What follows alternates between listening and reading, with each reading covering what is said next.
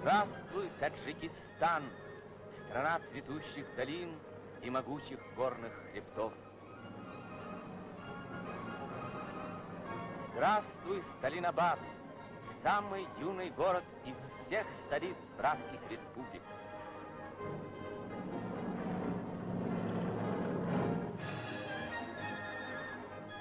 Здравствуй, Салом, приветствует тебя на твоем родном языке посланцы братских республик, приезжающие на праздник 25-летия Таджикистана. Это прибыли делегаты Казахстана.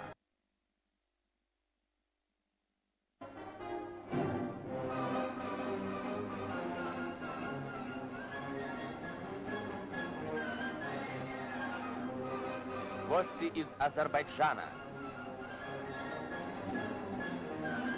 Делегация Армении. Делегация Грузии.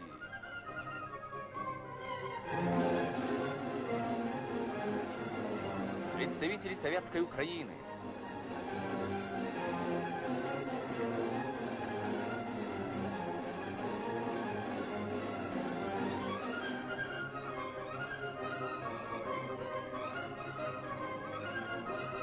Посланцы столицы нашей Родины, Москвы.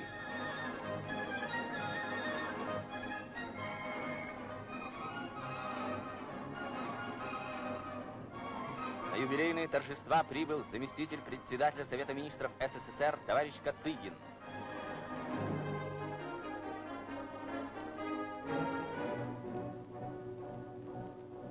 На праздник приглашены гости из зарубежных стран.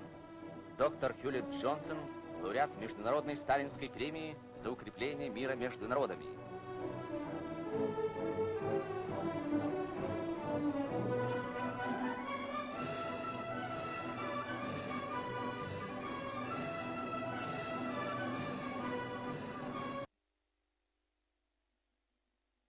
Советского культурного общества, возглавляемой Теджем Синхом, члены парламента, деятели науки и культуры. Сталинобадцы тепло встретили друзей.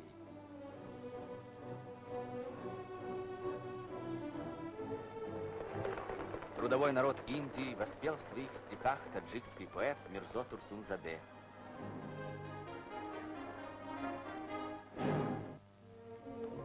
Первое знакомство со столицей Таджикистана, выросшей на месте маленького кишлака Дюшанбе. Это Таджикский государственный университет.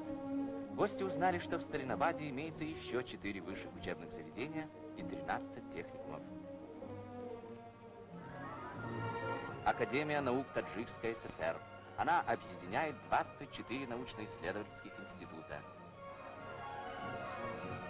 Здание Центрального комитета Коммунистической партии Таджикистана.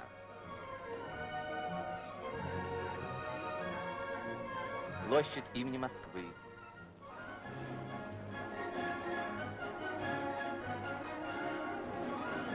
Всего год назад построено новое здание публичной библиотеки имени Фердоуси.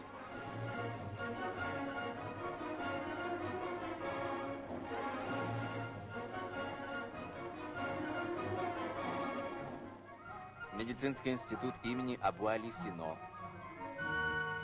Педагогический. Накануне юбилея закончено строительство Дома культуры. Сейчас в Сталинабаде 49 клубов и 4 театра. Здание Президиума Верховного Совета и Совета министров Республики.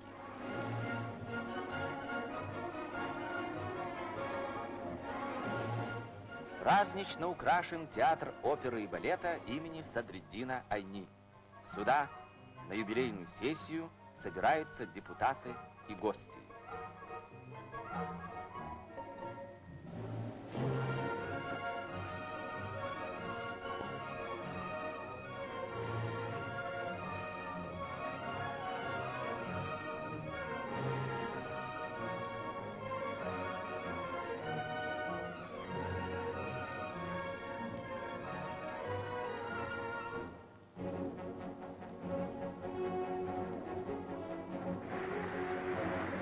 23 октября 1954 года.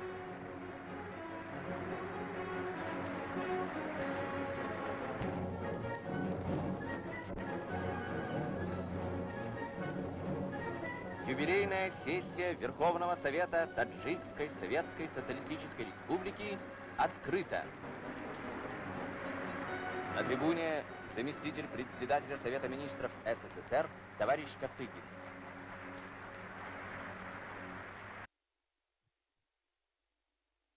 От имени и по поручению Президиума Верховного Совета Союза Советских Социалистических Республик, Совета Министров Союза Советских Социалистических Республик и Центрального комитета Коммунистической партии Советского Союза передать рабочим, колхозникам, интеллигенции и всем трудящимся Советского Таджикистана и их передовому отряду Коммунистической партии братский привет и самые горячие пожелания дальнейших успехов в созидательной работе на благо нашей социалистической Родины.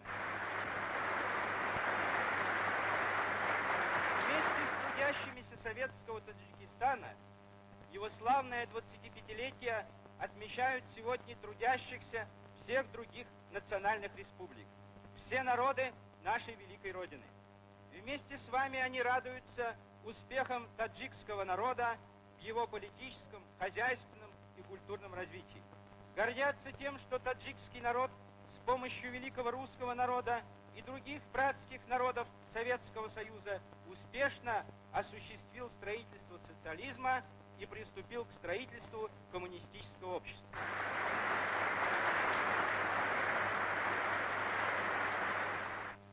Ратифон, депутатхо, мехмонони азиз. Имрӯз дар маҷлиси выступил председатель Совета Министров Таджикской ССР товарищ Расулов. Республики Совети Социалисти Тоҷикистон ҷамъ омадем. Совети Олии Республики Совети Социалисти Тоҷикистон, ҳукумат ва Комитети Марказии партияи Коммунистии Тоҷикистон, коргарон, колхозчиён, интеллигенсия ва ҳамаи меҳнаткашони республикаро ба муносибати иди бузурги миллии халқи тоҷик самимона табрик ва муборакбод мекунад.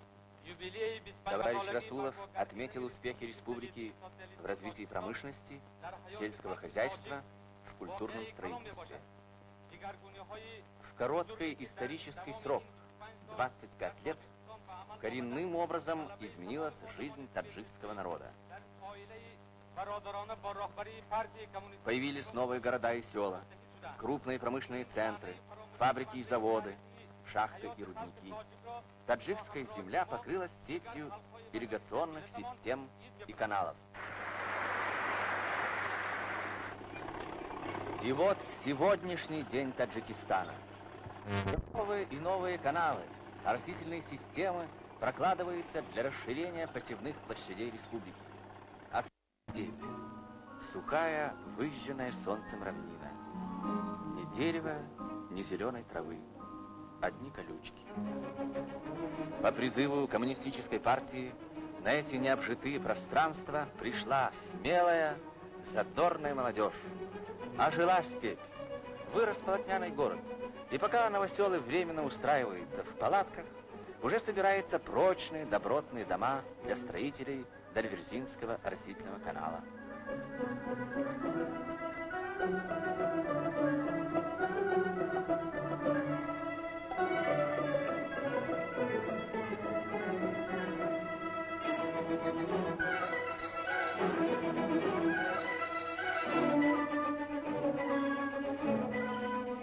Уже положено начало первой улицы будущего города.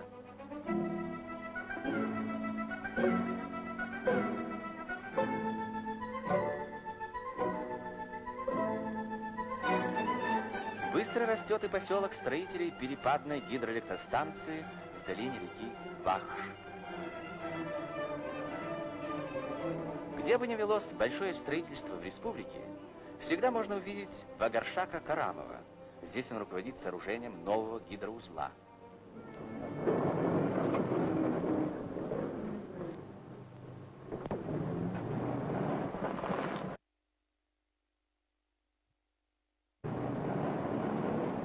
Плодородные земли Кумсангирского, Акгазинского плато и возвышенности Уртабос. Но они нуждаются в воде. Перепадная ГЭС даст энергию мощным насосным установкам, которые поднимут воды бурного Вахша на хлопковые поля. Строителям предстоит вынуть 11 миллионов кубометров грунта, уложить тысячи кубометров железобетона, расширить каналы.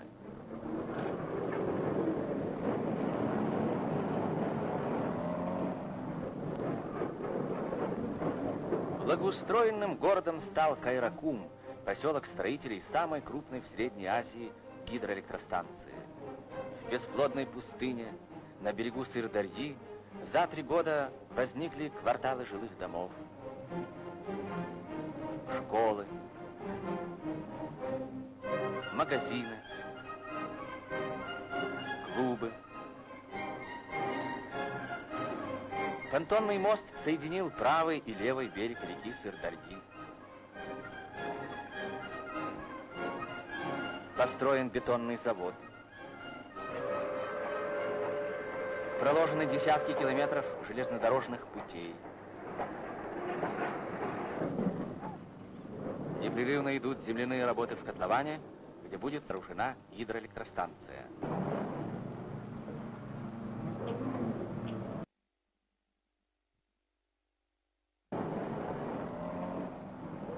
Кайракумская ГЭС даст энергию промышленности и сельскому хозяйству не только Таджикистана, но и соседней республике Узбекистану.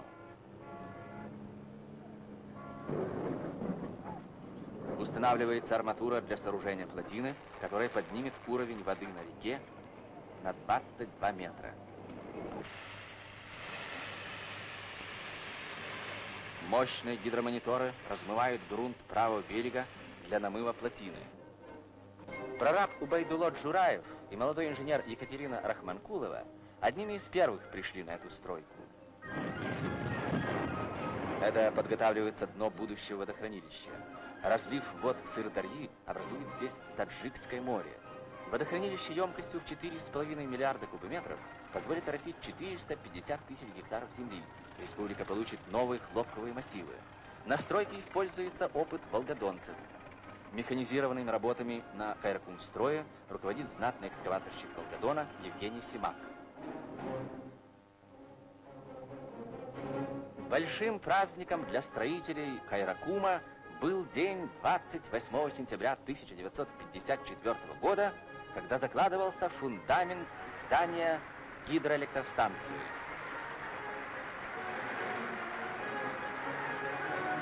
Первый секретарь Центрального комитета Коммунистической партии Таджикистана Даму Арзигулову памятную надпись для закладки в блок фундамента.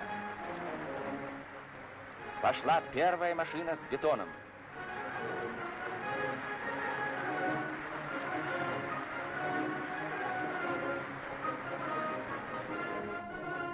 Так было положено начало новому этапу в сооружении Кайракумской ГЭС, который войдет в строй в 1956 году.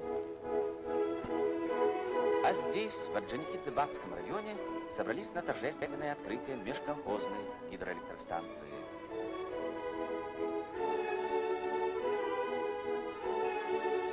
Свыше 200 таких станций построили таджикские колхозники.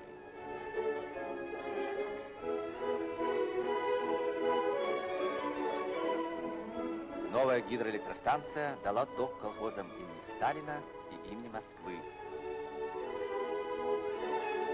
Таджикские хлопководы ведут упорную борьбу не только за освоение новых земель и расширение хлопковых массивов, но и за повышение урожайности, применяя прогрессивные методы возделывания хлопчатника. Посев хлопчатника с суженными междурядьями в 60, а затем и 45 сантиметров, привел к значительному повышению урожайности. Еще большие результаты получены при переходе на квадратно-гнездовой способ возделывания хлопчатника. Передовой опыт колхозов республики стал достоянием всех советских хлопководов.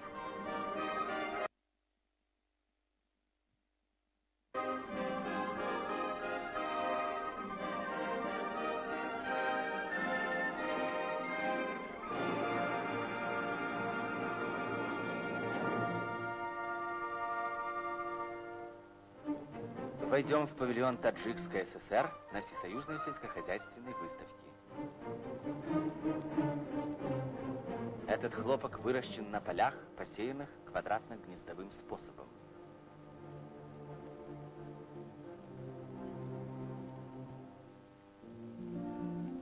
Важное значение имеет правильный выбор размера квадратов. Квадрат 70 на 70 сантиметров позволяет получить на гектаре только 20 400 гнезд, или всего 61 200 растений.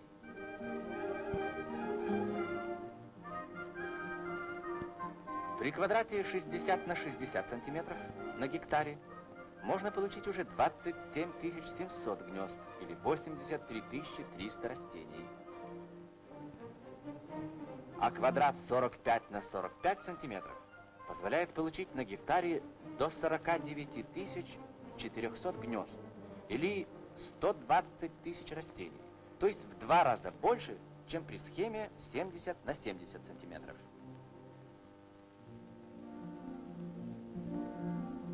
Квадратно-гнездовой посев хлопчатника при суженных междурядьях,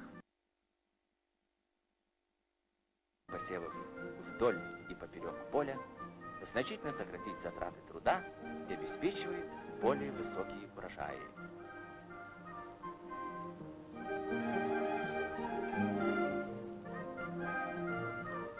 В павильоне представлены и достижения животноводов Таджикистана.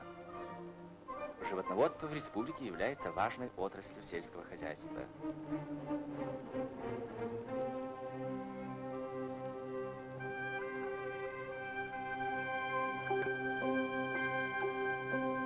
Тысячные отары овец пасутся на пастбищах в предгорьях Гарма, Памира и Куляба. Особенно здесь распространена мясосальная гисарская порода.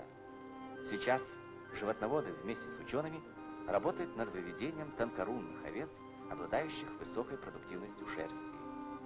Разведение тонкорунных овец обеспечит дальнейший подъем животноводства в Таджикистане. Большое хозяйство в колхозе имени Ленина Сталинобадского района. 10 тысяч овец и 2000 голов крупного рогатого скота. Совсем по-другому теперь выглядят колхозные фермы. Все трудоемкие процессы здесь полностью механизированы. Колхозники добиваются увеличения в этом году надоя молока в среднем на 500 литров от каждой коровы. На артерии, чтобы послушать рассказ председателя колхоза Хамиджона Назарова о всесоюзной сельскохозяйственной выставке. Многие из собравшихся сами участники сельскохозяйственной выставки. Доход нашего колхоза в 1954 году составил 22 миллиона рублей. Мы получили в среднем по 40 центнеров хлопка с гектара. Но этого мало. Мы должны дать по 45 центнеров. Хамиджон Назаров – опытный организатор колхозного производства, и он постоянно совершенствует свои знания. Председатель колхоза – студент-заочник 5-го курса Таджикского сельскохозяйственного института. На экзаменационной сессии Хамиджон Назаров с большим знанием дела отвечает на вопросы профессоров. Меняется облик страны, растет промышленность, вырос рабочий класс Таджикистана. Примечательна судьба этих людей. Работница Ленинабадского шелкокомбината Адалат Исмаилова избрана в Верховный Совет Союза СССР, а рабочий Касым Умаров стал инженером, директором этого крупнейшего в республике предприятия. Ленинабадский шелкокомбинат – одно из старейших предприятий Таджикистана, хотя ему всего 23 года. Многие из этих работниц – ровесницы своих фабрик. В этом цехе рождается шелковая нить. А здесь нить превращается в шелковую ткань. Искусными ткачихами стали Раева.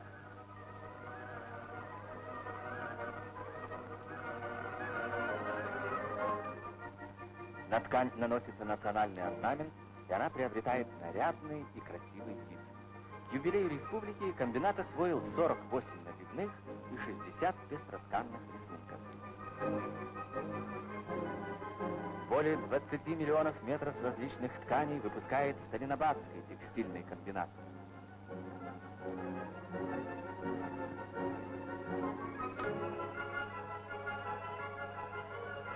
Совсем недавно комбинат стал выпускать новый вид ворсовой ткани – вельвет-кор. Для производства этой ткани был построен специальный цех. Из Ленинграда, Иваново, Орехово-Зуево сюда прислали десятки новых машин. Новый вид ткани пользуется большим спросом населения и выпускается в самых разнообразных расцветках. К 25-летию Таджикской ССР выпущено около 1 миллиона метров этой ткани. За последние годы большое развитие в республике получила горно-рудная промышленность.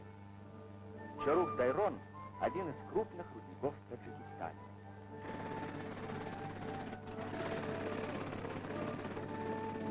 Инженер Дуплякин и бурильщик Щекочихин стали здесь высококвалифицированными мастерами. Хаджаев сейчас главный инженер рудника.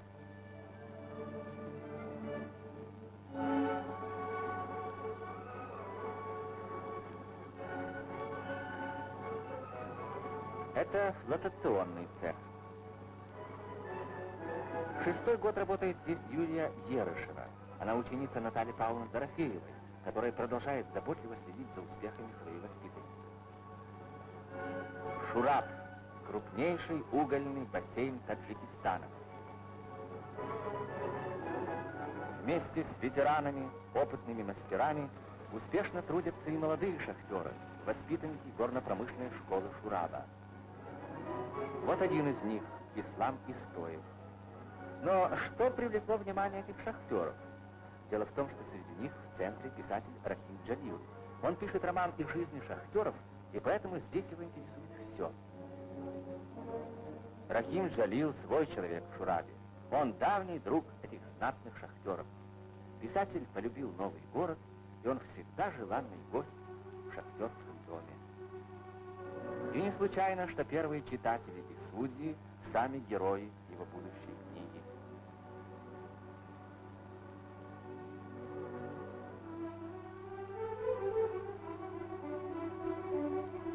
В основу романа «Бахтиер» положена биография шахтера Ульмаса Садиева. Воспитал целую смену молодых шахтеров. С интересными наблюдениями, живыми впечатлениями, новыми творческими замыслами пришли писатели Таджикистана на свой съезд.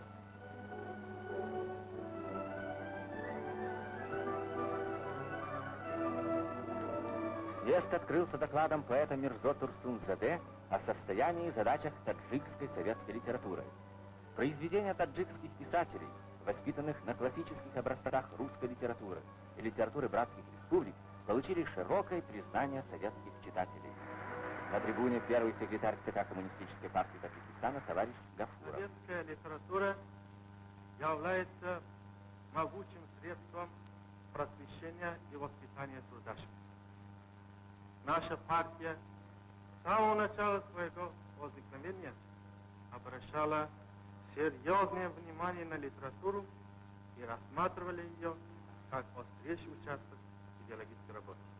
Сейчас, в эпоху строительства коммунистического общества, нашей советской литературе принадлежит еще более почетный роль в деле воспитания трудящихся в духе коммунизма.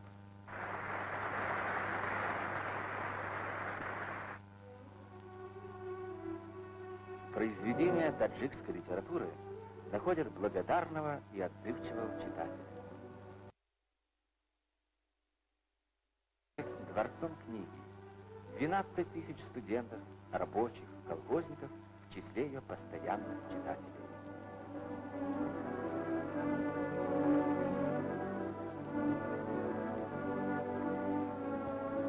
Библиотека хранит свыше 750 тысяч книг. Среди них есть уникальные творения таджикской классической литературы, насчитывающие многие столетия – Рудаки, Фердауси, Абу-Али Сино. Традиции таджикского национального искусства получили новые выражения в произведениях писателей, художников, композиторов на современные темы. 25-летнему юбилею республики посвятил свой новый спектакль Государственный театр оперы и балета имени Садриддина Айни. Опера композитора Баласаняна «Бахтиер и Нисо» воспевает героическую борьбу народа за установление советской власти в Таджикистане. Роль Нисо исполняет народная артистка Таджикской ССР Ханифа Мавлянова.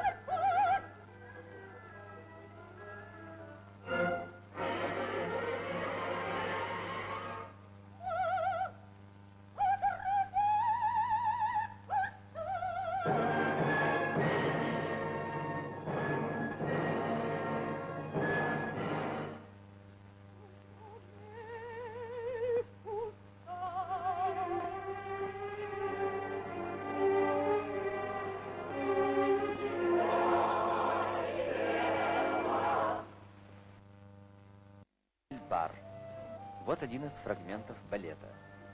Перед колхозниками выступают столичные артисты. Мастера балета показывают им свой новый танец. Молодая колхозница Дильбар любуется искусством гостей.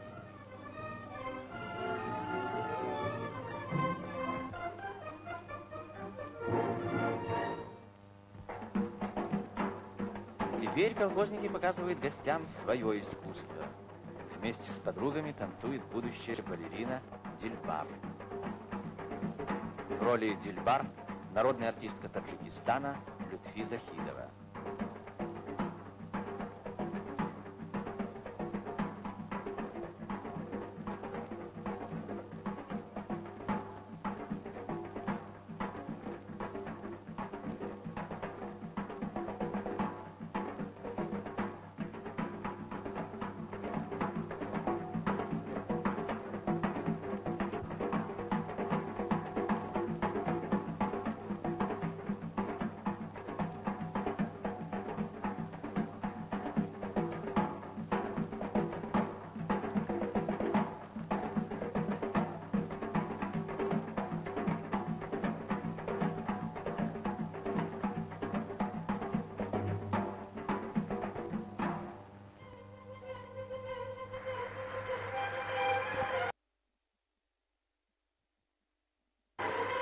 Славному 25-летию республики посвятили свое выступление таджикские спортсмены на физкультурном параде в Москве.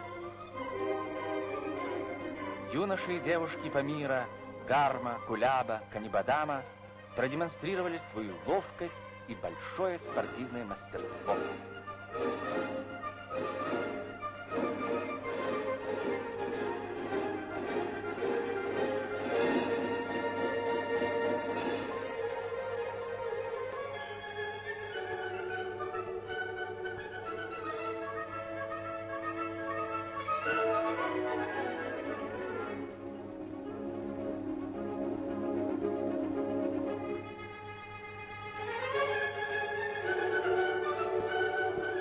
И как символ самоотверженного труда таджикского народа, они пронесли над собой гигантскую коробочку хлопка.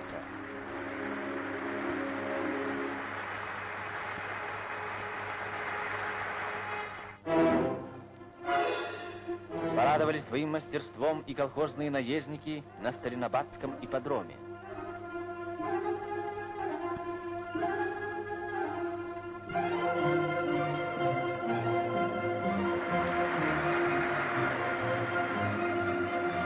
Лихих коней вырастили колхозные коневоды. Смелые джигиты оспаривают почетное первенство на большом конном.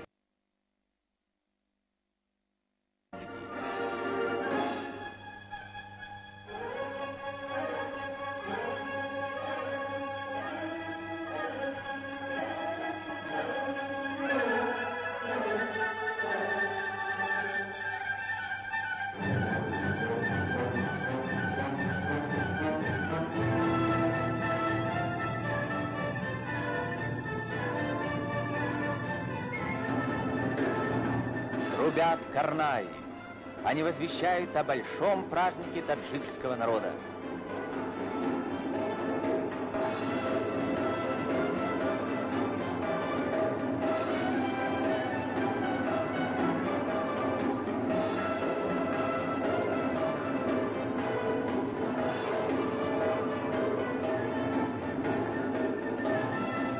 Радостью и весельем, гордостью за свою страну, за свой народ наполнены в этот день сердца людей. Первый тост за нашу великую Родину, за родную коммунистическую партию. На концерте в честь 25-летия республики коллектив Таджикской государственной филармонии исполняет танец «Туяна».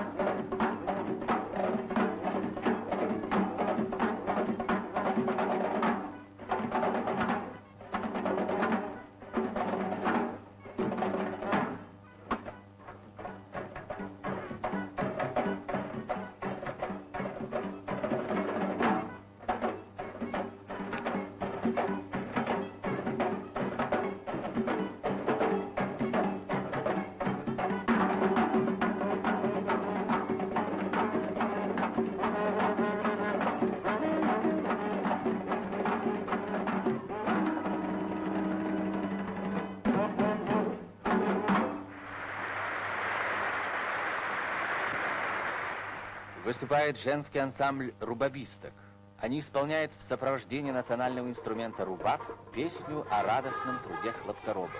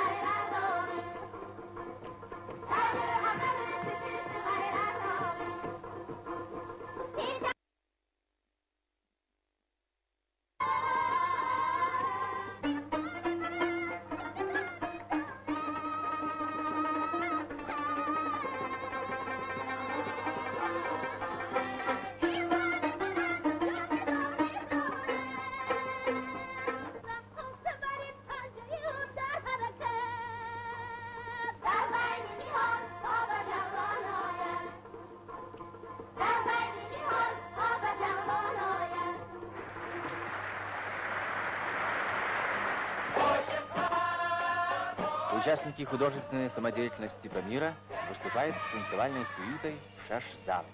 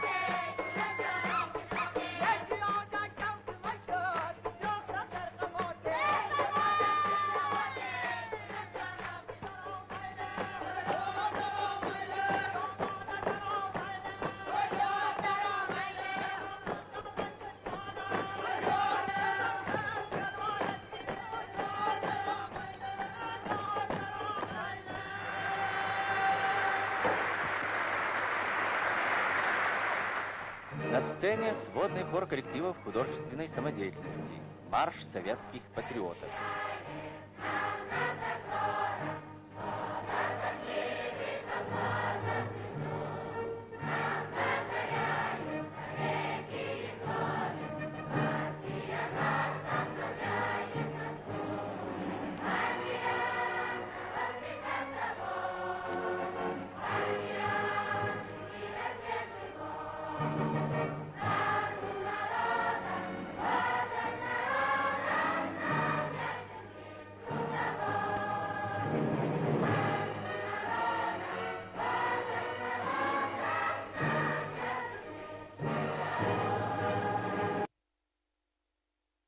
Друг всех республик страны, и в труде, и в бою мы друг другу верны.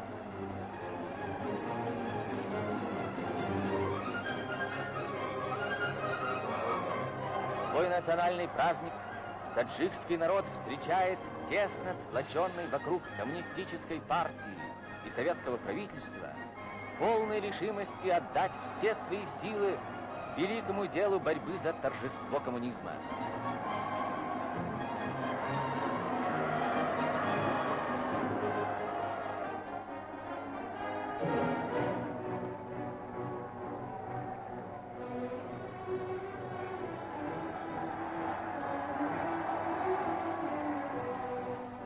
В это великое дело республика вносит свой вклад – хлопок. Хлопок – гордость и слава Таджикистана. На всю страну прославились своим замечательным мастерством таджикские хлопкоробы. За 25 лет Посевные площади республики расширились в 2 с лишним раза. Валовый сбор хлопка возрос в 10 раз. Около 40% тонковолокнистого хлопчатника получает текстильная промышленность нашей страны из Таджикистана. Республика превратилась в одну из основных баз Советского Союза по производству хлопка.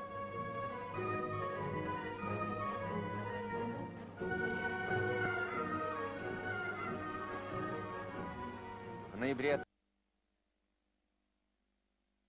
Центрального комитета Коммунистической партии Советского Союза товарищ Хрущев посетил ряд колхозов и совхозов республики. Товарищ Воронин, директор совхоза имени Куйбышева, рассказал о квадратно-гнездовом посеве хлопка, применяемом в совхозе.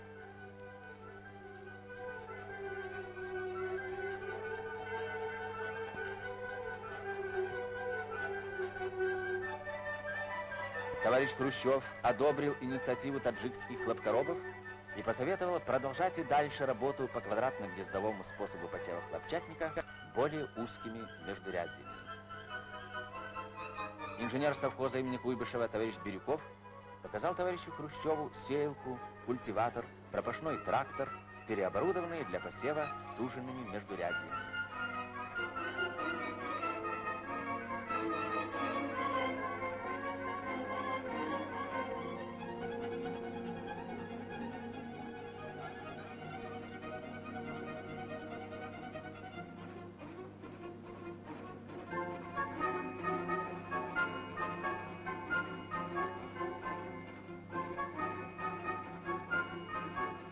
Товарищ Хрущев подчеркнул, что внедрение комплексной механизации является решающим условием дальнейшего подъема хлопководства.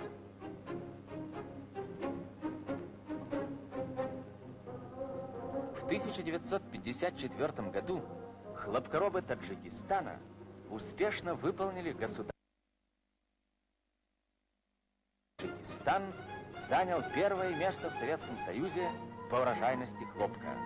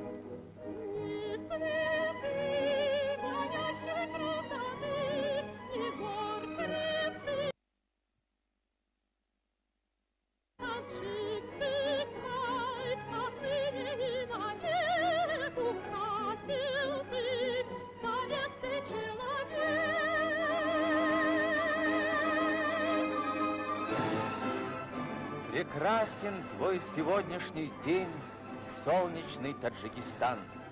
Расти, цвети, земля молодости, страна плодородных долин и могучих горных хребтов.